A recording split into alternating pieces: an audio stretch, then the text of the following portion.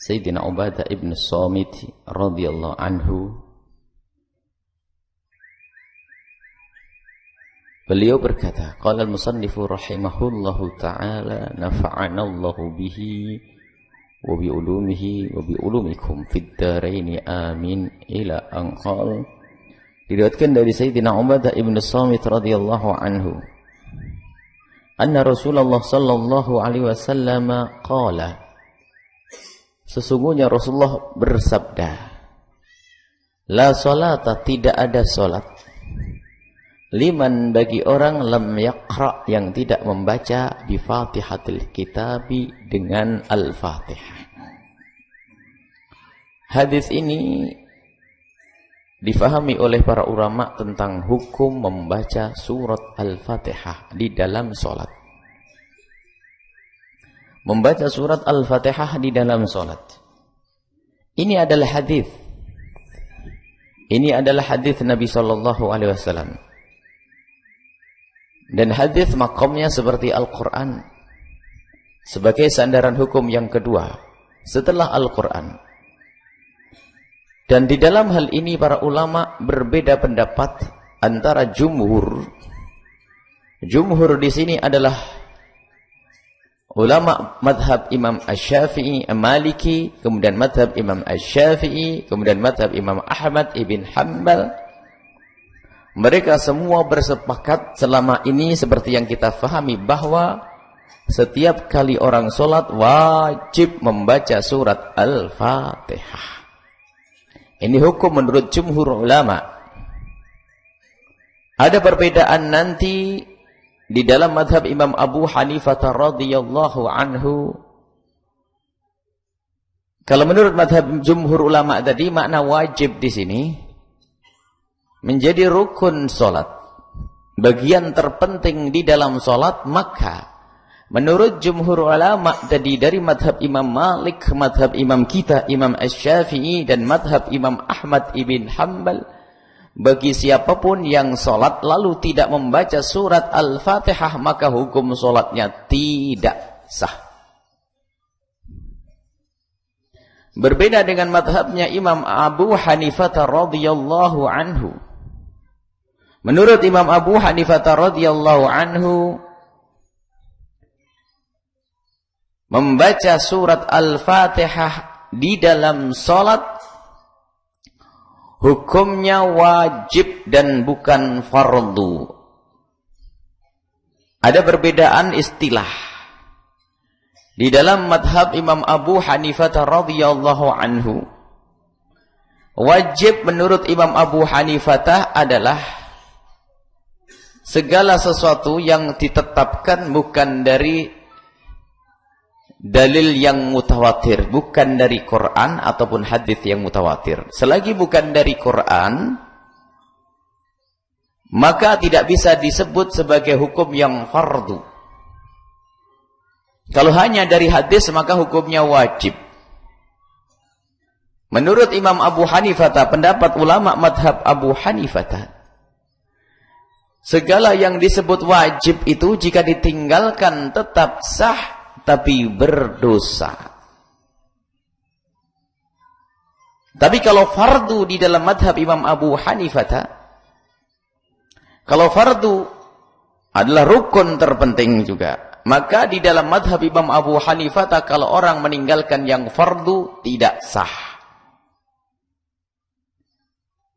Madhab lain tidak pernah membedakan antara istilah ini kecuali di dalam bab haji. Sehingga ada wajib dan ada rukun atau fardu. Di dalam madhab kita Imam Syafi'i sama ada rukun dan wajib. Kewajiban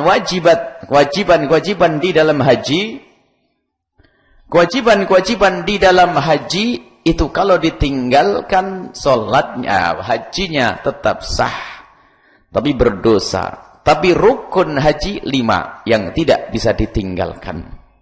Beda. Kita tidak membicarakan masalah haji, hanya perbandingan saja. Agar madhab Syafi'i itu faham bahwasanya memang pembedaan antara fardu dan wajib itu memang juga bisa diterima, hanya karena kita sebagai seorang muqallid ngikut, maka kita hanya membaca saja. bahwa kalau di dalam mazhab Imam Abu Hanifah, segala amal ibadah itu ada istilahnya fardu dan wajib, bukan saja masalah haji. Jadi menurut Imam Abu Hanifah bahwa kalau ada orang yang fardu adalah jika ditinggalkan batal, dan fardu itu tetapnya dengan Al-Quran.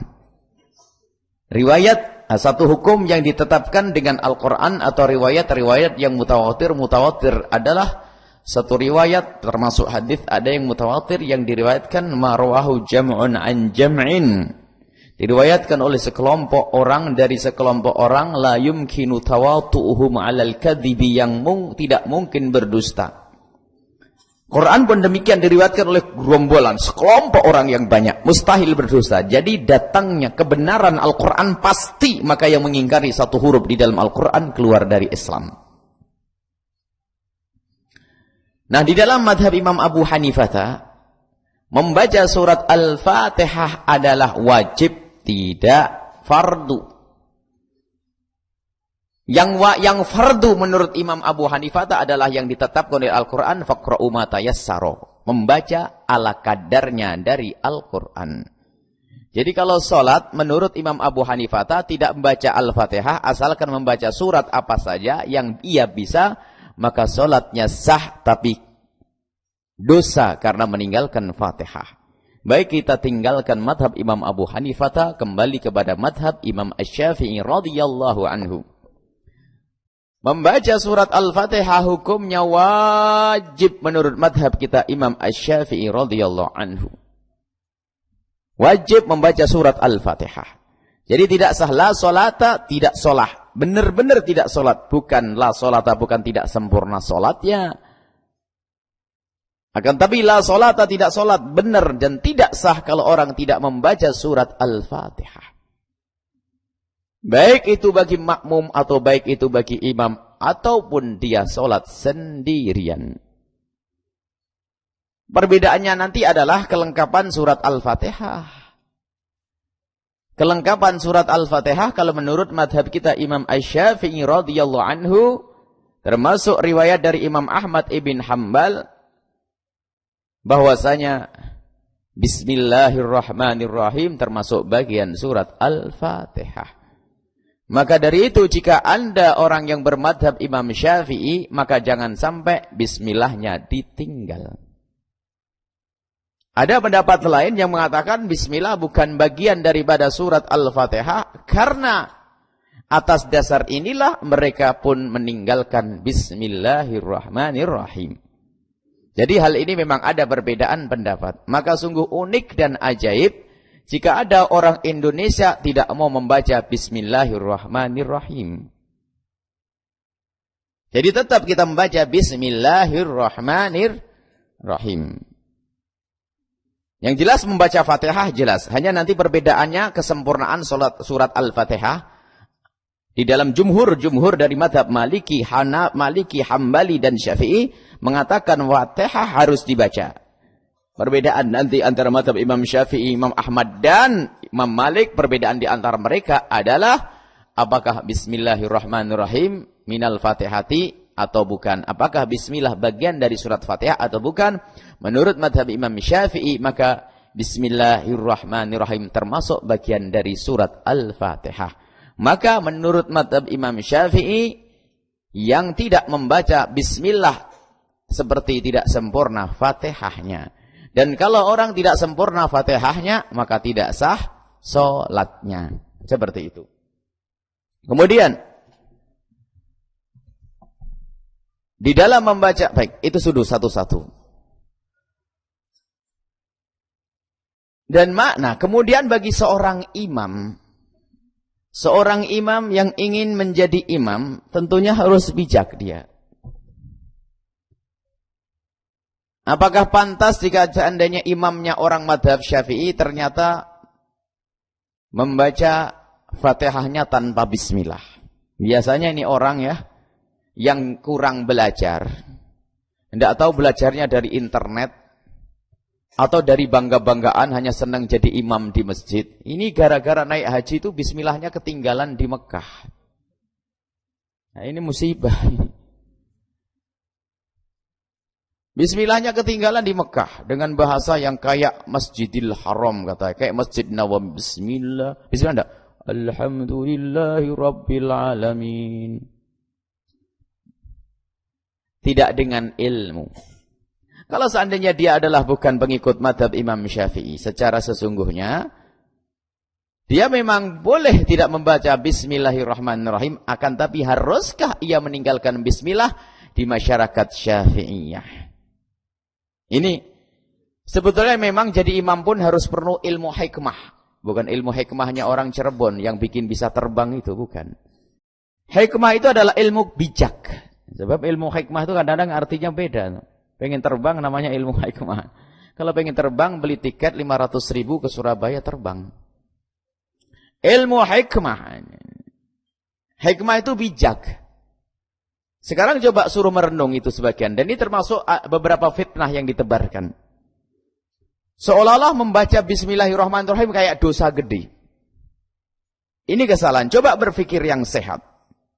Selagi masyarakat kita masyarakat Syafi'i. Kenapa kok tidak bisa kita mencoba? Kalaupun Anda bermadhab Maliki misalnya. Kenapa kok tidak membaca Bismillahirrahmanirrahim? Dijelaskan agar orang lega. Sebab tidak semua orang awam mengerti perbedaan pendapat. Sebab menurut jumhur ulama Syafi'iyah bahwa jika imamnya tidak pakai bismillah, menurut qaul adhar pendapat yang dikukuhkan dalam madhab Imam Syafi'i, kita itu tidak sah kalau ikut imam yang tidak membaca bismillah. Itu pendapat yang dikukuhkan. Memang bagi yang punya ilmu ngerti pendapat yang kedua, al-ibrah bi'tiqadil imami la bi'tiqadil ma'mum.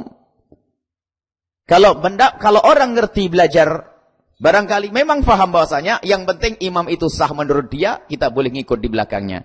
Pendapat yang kedua dalam mazhab Imam Syafi'i, dan ini harus dimiliki oleh ulama-ulama Syafi'iyah agar bijak. Bahwa kalau kita bermakmum dengan orang yang tidak pakai bismillah, menurut pendapat yang kedua, kita pun tetap sah mengikutinya. Jangan hanya berpegang kepada kitab Safinah lalu meninggalkan jamaah ini. Nah, ini lagi-lagi kita ikut bodoh nanti. Ada muqabil adhar. Kalau di dalam fikih itu muqabil adhar itu bisa dipakai.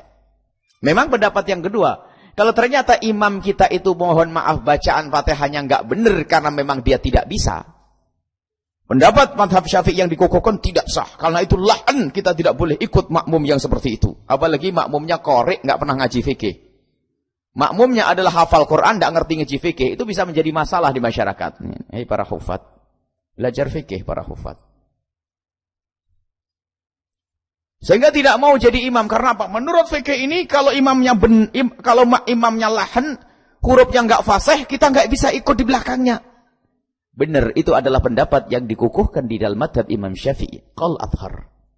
Tapi pendapat yang kedua bisa dipakai bahwa al-ibrah bi'tiqadil imam. Kalau tadi pendapat al-adhar yang dikukuhkan bahwa al-ibrah bi'tiqadil ma'mum, keyakinan makmum. Kalau menurut makmum imam itu tidak sah, maka tidak boleh kita ngikuti.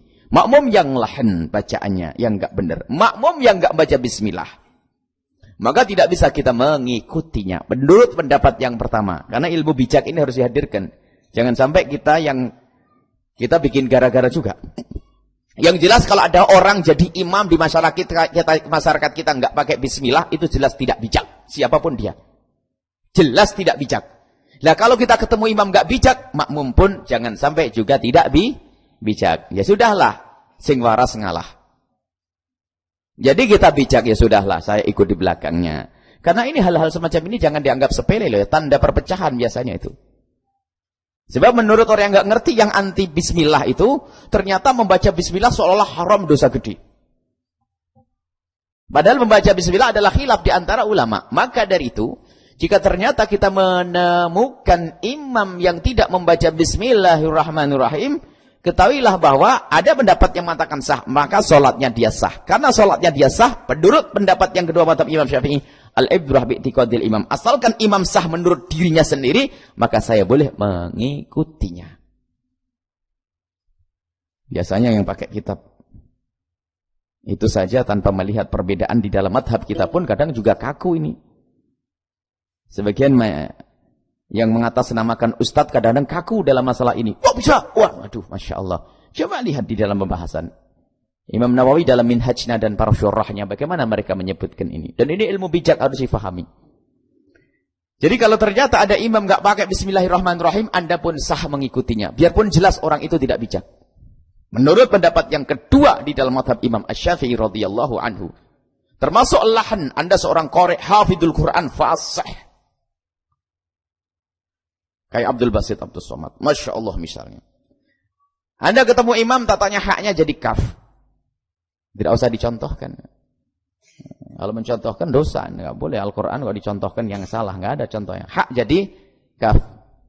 Kan ada nama Hambali jadi, nah kan gitu ya. Ini ada. Nah, karena bisanya seperti itu, maka sholatnya itu sah atau tidak dia? Ya sah, karena orang bisanya seperti itu, enggak mungkin dipaksa untuk membaca yang benar. Bisa enggak sholat nanti gara-gara suruh membaca tahsin dulu 6 bulan. 6 bulan enggak sholat. Karena dia seperti itu sah, maka kita boleh mengikut di belakangnya. Menurut pendapat yang kedua. Ini yang harus fikih-fikih hikmah ini. Bijak. Cuman setelah itu harus ditata. Tolonglah yang jadi imam juga yang benar bacaannya. Tapi kan saya yang mewakafkan tanah ini, maka saya harus jadi kiainya. Ini ada sebuah masjid ini. Kita kaget sebuah masjid kok yang baca nggak karu-karuan. Kenapa? Sudah sepuh. Hurufnya tuh jadi mohon maaf karena sudah sepuh. Kadang-kadang giginya tidak lengkap. Jadi hurufnya jadi short semuanya. Sudah begitu masih maksa jadi imam. Kayak tidak ada pemuda yang bisa membaca surat Al-Fatihah. Waktu kita tanya kenapa? Karena dia mewakafkan. Dia bangun masjid karena pengen jadi kiai. Jadi setiap hari jadi kiainya dia. Padahal bacaannya nggak karu-karuan. Ya ini namanya juga nggak bijak. Kalau memang Anda, wahai imam, merasa bacaanmu itu kok kurang benar. Terus ada anak yang lebih bagus. Kenapa tidak engkau serahkan kepada yang lebih bagus? Supaya makmum itu nyaman. Tidak usah pendapat yang kedua. Pendapat yang pertama saja. Jadi selagi kita masih bisa menggunakan pendapat yang pertama, jangan menggunakan pendapat yang kedua. Ya ini. Nah, al-ibrah bi i'tiqadil makmum. Jadi kalau makmum menurut dia adalah sah, kita boleh mengikuti di belakangnya. Jadi kalau Anda bermakmum dengan orang yang tidak pakai bismillah, ikut pendapat yang kedua, salat Anda adalah sah. Tapi kalau Anda ihtiyat, Anda ingin mengulang, suka-suka, tapi jangan nyuruh orang mengulang. Anda pribadi mengulang boleh, aduh gak nyaman saya. Karena apa saya? Anda mengulang karena ihtiyat adalah sah. Sebab semua ibadah yang diperselisihkan keabsahannya, sunnah untuk diulang itu kaidah. Kullu ibadatin yukhtalafu fi sihhatiha tustahabu i'adatuha. Semua ibadah yang diperselisihkan oleh para ulama keabsahannya, maka kita disunnahkan untuk mengulang ihtiyat. Hati-hati. Tapi kalau tidak diperselisihkan keabsahannya, mengulangnya adalah tidak diperkenankan. Bisa masuk bab bid'ah. Sholat duhur sudah benar, tak taunya apa? Saya mau sholat sendiri. Sholat sendiri. Kenapa? Pokoknya saya pengen. Enggak benar tuh. Kecuali ada darurat, ada hajat misalnya untuk menolong orang lain berjamaah. Sudah sholat duhur berjamaah, maka kemudian sholat duhur berjamaah lagi. Yang kedua karena menolong orang lain. Baik, kemudian. Masalah lain yang perlu dibahas adalah untuk cermat saja. Kalau tadi tiba-tiba Anda menemukan imam yang tidak bijak, maka Anda pun harus bijak sebagai makmum. Imamnya nggak pakai bismillah atau imamnya yang belepotan tadi, ya karena kebetulan dia yang mewakafkan masjid, sehingga nggak mau diganti oleh imam yang lain, nah jangan Anda meninggalkan masjid. Ya sudah bismillahirrahmanirrahim, saya ikut sholat di masjid, memarakkan masjid, memakmurkan masjid, pahalanya gede. Ikut pendapat yang kedua. Atau imamnya tidak pakai bismillah, ya sudahlah kamu datang ke masjid. Anda datang ke masjid, karena Allah, insya Allah Anda mendapatkan pahala. Tapi kalau bisa imam yang bijak. Kalaupun Anda biasa tidak pakai bismillah, tolonglah selagi Anda di masyarakat bismillah, gunakan bismillahirrahmanirrahim. Apa sih susahnya membaca bismillah? Kalau Anda bikin repot saja. Coba sekarang berpikirlah, ini baru berpikir.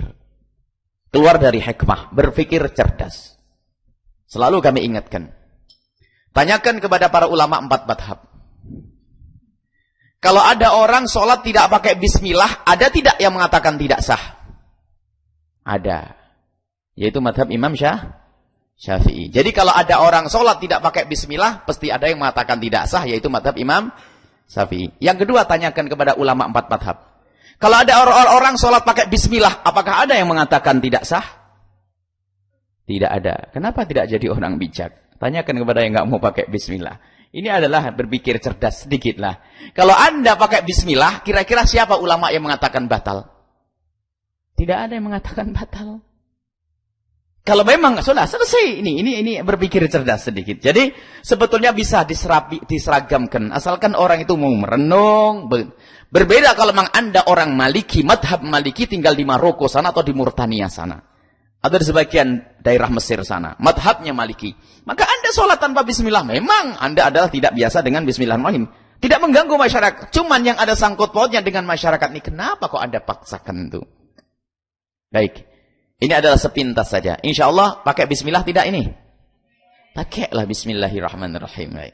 Bismillahirrahmanirrahim. Baik, kemudian setelah itu, mazhab kita Imam Syafi'i radhiyallahu anhu membaca bismillah adalah dengan bersuara. Membaca surat Al-Fatihah harus dengan suara seperti yang ditanyakan di hari kemarin. Ada yang bertanya. Membaca surat Al-Fatihah itu harus dengan bersuara. Baik makmum, baik imam, baik sholat sendiri. Suaranya itu minimal adalah memperdengarkan bacaan tersebut ke dalam dirinya sendiri. Bismillahirrahmanirrahim. Tidak harus bismillahirrahmanirrahim begitu. Yang penting dirinya mendengar. Tidak cukup begini. Batin di hati gak sah. Membatin di dalam hati, mengangen-ngangen di dalam hati, membaca Fatihahnya tidak sah. Jadi harus keluar dan mulut bergerak. Ingat. Ada sebagian kalau sholat bengong. Mungkin lagi lupa dia.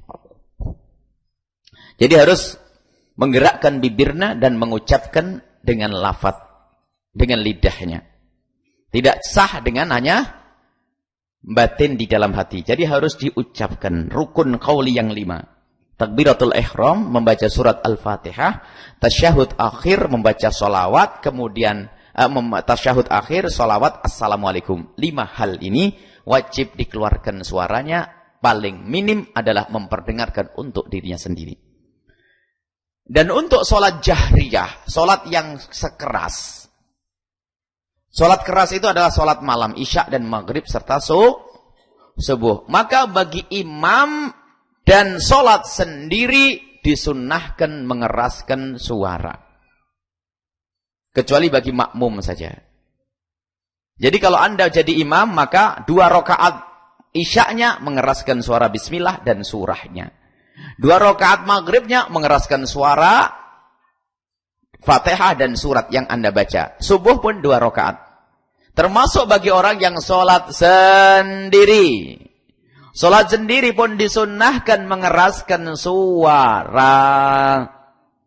Cuman jangan berlebihan kayak jadi imam. Suaranya di bawah, tidak di saat jadi imam.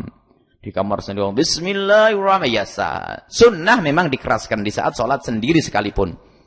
Jadi al-jahru bil qiraati, mengeraskan suara biarpun sendiri hukumnya sunnah. Kecuali bagi wanita yang di kiri kanannya adalah orang yang bukan mahramnya. Wanita yang di kiri kanannya bukan mahramnya hendaknya tetap pelan-pelan. Jangan mengeraskan suara sampai terdengar, termasuk di saat jadi imam. Jadi suara perempuan. Baik. Kemudian, dan bagi makmum pun, lihat, memang ada sebagian madhab yang mengatakan makmum, termasuk riwayat dari Imam Ahmad ibn Hanbal, makmum bebas. Tapi madhab kita Imam Asy-Syafi'i radhiyallahu anhu mengatakan makmum harus membaca surat Al-Fatihah sempurna. Sempurna. Membaca surat Al-Fatihah dengan benar dan sempurna. Ini makmum. Hanya satu keadaan saja makmum tidak usah membaca surat Al-Fatihah, yaitu di saat makmum tidak punya kesempatan. Tidak menemui berdirinya imam yang cukup untuk membaca Al-Fatihah. Jadi asalkan kita sempat bareng-bareng berdiri dengan imam, maka kita wajib membaca surat Al-Fatihah. Tapi kalau kita baru takbiratul ihram mau sholat, Allahu Akbar, kok imamnya rukuk, kita langsung ikut rukuk. Wa man adraka rukuk adraka rakaata, yang mendapatkan rukuk mendapatkan 1 rakaat, biarpun kita tidak membaca Fatihah. Itu saja. Selain itu kita wajib membaca surat Al-Fatihah. Bahkan kalau kita bengong, tetap kita dianjurkan membaca surat Al-Fatihah. Dan boleh ketinggalan. Asalkan ketinggalannya belum sampai imam itu berdiri lagi. Ketinggalan imam sudah rukuk, imam sudah sujud, imam sudah. Ini masih kita membaca Al-Fatihah, menyempurnakan Fatihah. Baik. Kemudian di dalam membaca surat Al-Fatihah bagi seorang makmum itu. Jadi makmum wajib membaca surat Al-Fatihah. Kecuali satu keadaan, yaitu di saat sang makmum itu tidak sempat menemui berdirinya imam dalam tempo yang cukup untuk membaca surat Al-Fatihah.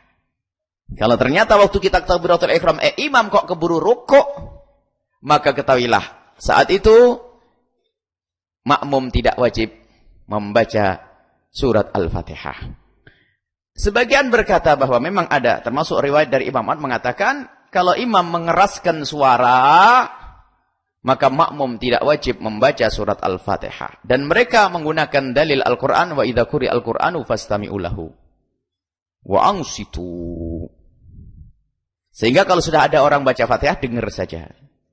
Ternyata dalam mazhab Imam Syafi'i tidak seperti itu, dijelaskan biarpun imam sudah membaca surat Al-Fatihah, bahkan setelah itu membaca surat Al-Quran, maka makmum tetap diwajibkan membaca surat Al-Fatihah. Kemudian di sini dihadapkan dua dalil. Yang pertama adalah kewajiban membaca surat Al-Fatihah, yang kedua adalah perintah untuk mendengarkan dan diam. Mana yang diutamakan dalam hal ini? Maka di dalam kaidah fikih dijelaskan kewajiban yang berkenaan dengan dirinya lebih didahulukan daripada kewajiban yang berkenaan dengan orang lain. Membaca surat Al-Fatihah adalah kewajiban yang dibebankan karena diri dan untuk dirinya sendiri. Tapi bagi yang mewajibkan mendengar Al-Quran dan mendiam adalah kita wajib diam dan mendengar karena bacaan orang lain. Maka membaca diam, mendengar itu karena orang lain, mendengar karena orang lain itu tidak bisa mengalahkan kewajiban membaca Al-Fatihah untuk dirinya dan karena dirinya. Maka dalam mazhab Imam Syafi'i tetap biarpun sang imam membaca surat dengan keras, maka urusi kewajibanmu atas dirimu dan untuk dirimu, yaitu membaca surat Al-Fatihah tetap. Dan dengan begini imam, nah ini para ulama menjelaskan, maka ini termasuk yang jarang dilakukan oleh imam. Maka jadi imam jangan hanya jadi imam. Maka bagi seorang imam, tolong wahai para imam masjid dengar. Jangan hanya maju lalu jadi imam.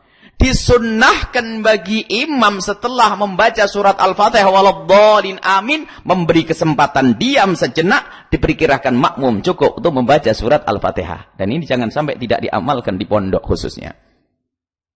Jadi tolong menolong. Jadi waladhdallin amin, diam. Coba baca di kitab Fathul Mu'in. Enggak usah gede-gede. Kitab Safinah ada saktah itu berapa itu. Cuman jarang kita mengamalkan. Waladhdallin amin, bismillahirrahmanirrahim, sah saja. Cuman kita kurang fikih di situ. Jadi setelah waladhdallin amin, imam diam sebentar. Dan diamnya ini bisa digunakan untuk berzikir atau membaca surat yang akan dibaca agar semakin fasih. Diperkirakan cukup makmum membaca surat Al-Fatihah. Sehingga makmum nanti tidak benturan. Sehingga waktu sang imam membaca surat Al-Quran, makmum sudah selesai membaca surat Al-Fatihah. Tolong ini diamalkan, tolong menolong yang baik ini. Jadi imam ternyata ada. Makanya kami dari dulu pengen menghadirkan diklat fikih jadi imam. Jadi imam tuh biar benar sempurna tuh gimana? Melalui pendidikan dari Nabi SAW dan para ulama. Jangan hanya juara korek di mana itu. Quran dijuarakan ya. Lalu langsung jadi imam. Ternyata tidak ngerti fikih jamaahnya. Jadi ini tolong diamalkan. Setelah waladhdallin amin, diam. Memberikan kesempatan makmum untuk membaca, agar di saat kita sebagai imam membaca surat Al-Fatihah, membaca surat Al-Quran setelah Fatihah, maka makmum bisa sempurna mendengarkannya. Tolong menolong yang baik, dan itu dikatakan oleh para ulama sunnah. Ini saja berkenaan dengan surat Al-Fatihah.